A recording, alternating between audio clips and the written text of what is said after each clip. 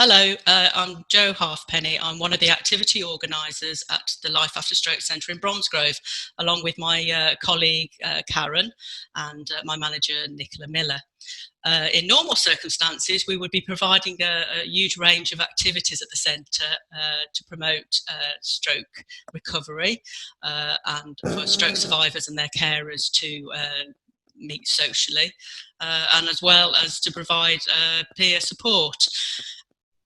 Today, with the COVID-19 lockdown, things have had to change. We have spent a great deal of time, and with the support of colleagues, we've managed to get many of our centre users online and downloading Zoom. So we now can provide daily activities on Zoom. So yes, I'd like to introduce Peter and Jane, because obviously, thank you for joining us today on the Zoom session. Hi. Good morning, Jo. You have first-hand experience of the Zoom sessions and downloading Zoom and joining us. So, if we could first get some background information on you, Peter, about about your stroke and how that's affected you. Thanks, Jo. Yes, sir. So I'm Peter Scriven. I'm 64. Had my stroke in June 2017. I was a fit, seemingly healthy chap, very active. I'd retired about 4 years earlier. Was very into the outdoor life and so on. So massive shock. It was a right side clot on my brain, which basically impacted my left side and has left me very weak on my left side. So I can't use my left leg or left arm, and therefore I'm confined to a wheelchair. I also am now prone to seizures as well. So I have to have medication to manage that. It's also left me with sleep apnea, which I manage through sleeping with a mask, and which helps my general well-being as well. Yeah. So prior to COVID, I said you were joining us at the centre, weren't you, Peter? Yes, I was. Yeah, and I was in hospital for 4 months after my stroke, and Stroke Association got in touch in Evesham, where I was, and sowed the seeds of how they could help. So with we were quite nervous to begin with, because it's kind of going out, and how was it going to benefit me? So I had some persistence from yourself and Karen, and I came along and was involved in some groups, met some peer group people, and got some like-minded support, which was fantastic. Yeah.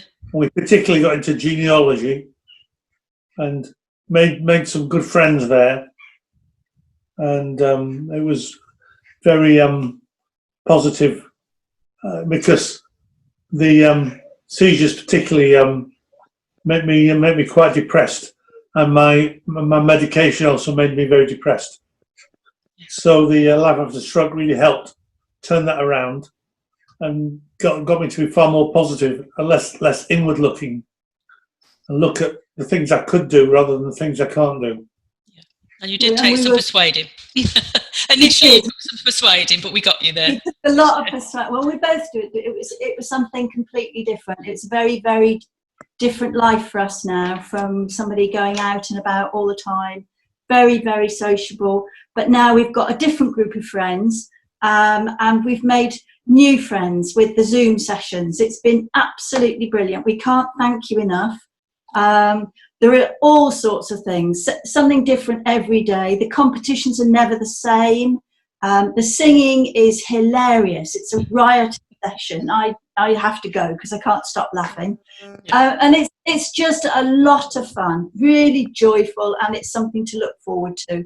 And it's been a great support, because obviously we are well and truly isolated. I think it's maintained contact with our existing peer group, which is really good.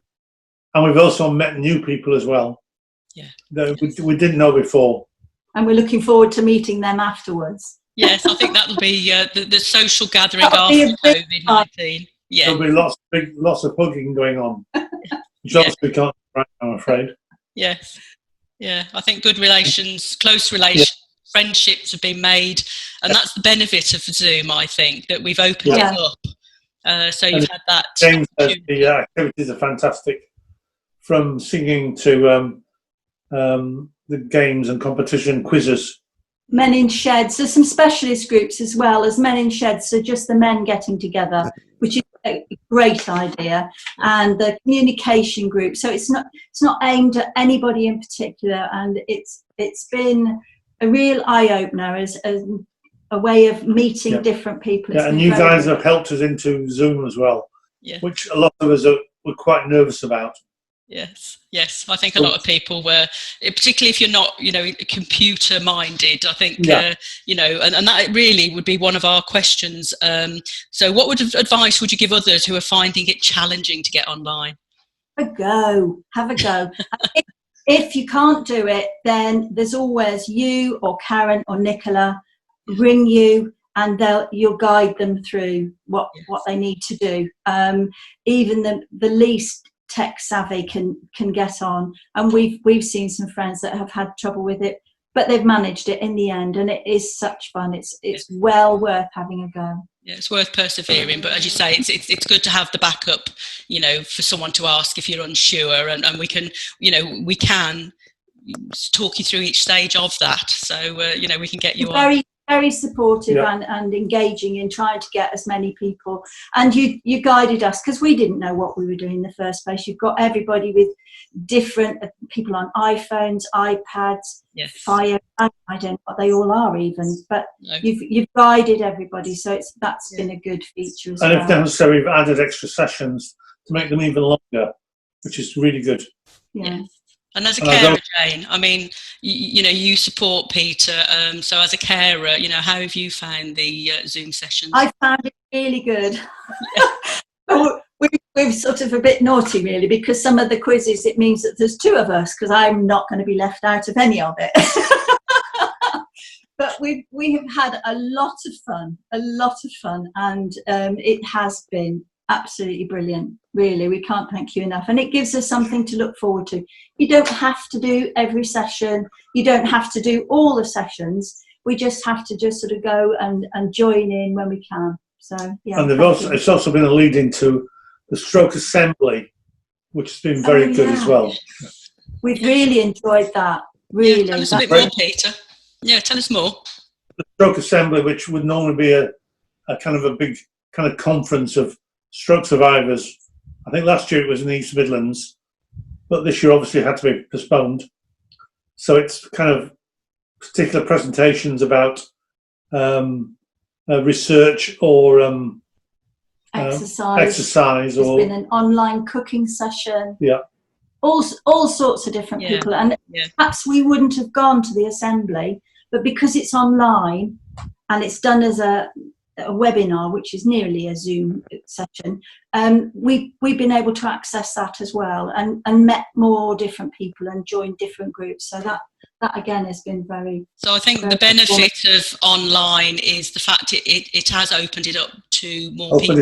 Absolutely. Yes. And those who perhaps couldn't have made it, can join in. Sorry, Joe. Those who perhaps couldn't have made it, to the venue for whatever reason, it's opened it up to them, so that it's accessible to everyone, isn't it? Then, yes, yeah. I've now signed up for the stroke guides, which is kind of opened up things like that as well. Yes. Shows what help is available. Yes, as I said, I think with lockdown and the COVID, there's an awful lot of positives that have come out of it, and I think this is one of it. We've got something that we can see and people are benefiting from, and that social contact and peer support still continues in Zoom. And I know you've made special friendships along the way. Wait till I see Dave. Yes, I know you're waiting to see Dave in person. Yes, he's very shy, but I really don't believe him. Yes, he describes himself as a shy man. No. Well, I want to give Bav a hug for all the running he does, raising money and so on. Yes. Through the sessions, we've learned a lot about all these different people who go to the centre in Bromsgrove. And we're very, very fortunate that you're all there and all willing and so helpful and kind. Yes. It's been really good. I think really importantly, it's fun as well. Yeah, that's the main thing. I think it's been a lot of fun, and for us, we've got to know people individually, and you know, because of the situation we're in, you know, we've had these conversations, we've had time to spend talking to you, and so yeah, we've gained an awful lot from it too. You know, awful lot of positives have come out of this. Yeah, which is, at first you think it's a bit surprising and a little bit daunting, but it's not. And you and Karen have been doing the weekly calls as well. Yes. Stay in touch and see how we are. Yeah. You how many calls? You probably make 1,000 calls. We have done. Yeah, over 1,000 calls now. Yeah. Just check in that we're okay and all that. Yeah. It's really good, very supportive. Yeah. Yeah, but that's what we would like to continue and to move forward, you know, to take whatever we've gained from these sessions and to use in the future for people perhaps who can't access the centre. Yeah, have you enjoyed it? I have, yeah. And myself, you know, I would have been quite socially isolated myself, so I've thoroughly enjoyed the sessions. Yes, and got an awful lot out. I still have that. My craft sessions, yes. It's having the equipment around. That was one of the you know, it's finding what I've got in the house to make anything out of. But yeah, the craft sessions have been hilarious. Yeah. Is there anything else you'd like to add, Peter? Because I think we've covered most things. I would just say my plea to Juliet is please keep the funding going, and if we can help in any way in terms of supporting that, obviously funding's tough at the minute. Yeah. Well, thank you very, very much for joining me on a Zoom session this morning. It's very enjoyable. So I will go and get a coffee. Yes. I'll see you later on this afternoon, hopefully. Yes. Okay. Will do, yeah. Bye. See you later.